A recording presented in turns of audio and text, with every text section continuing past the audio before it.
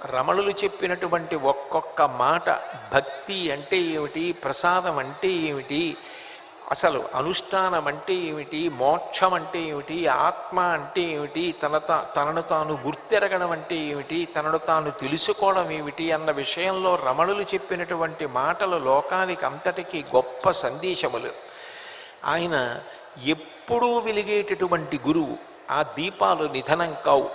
మిగిలిన దీపాలు మనం వెలిగించిన లౌకికమైన దీపాలు కొండెక్కిపోతాయి, కానీ వాళ్ళు మాత్రం కొండెక్కిపోవడం అన్న మాట అన్వయం కాదు. వాళ్ళు అందించినటువంటి వాంగ్మయ రూపంలో వాళ్ళు శాశ్వత స్థాయిని పొందారు. గురువు అన్న మాటకి ఎంత గౌరవాన్ని ఈ లోకంలో ఇచ్చారంటే, దీపం పేరు చెప్పేటప్పటికీ గౌరవిస్తారు. దీపం వెలిగించారు అంటే దీపం దగ్గర పసుపో కుంకుమో అక్షతో పువ్వో పెట్టి నమస్కారం చేస్తారు. అంత మంగళప్రదం దీపం. దీపం ఎంత మంగళప్రదమో గురువుగారు కూడా అంత మంగళప్రదుడు.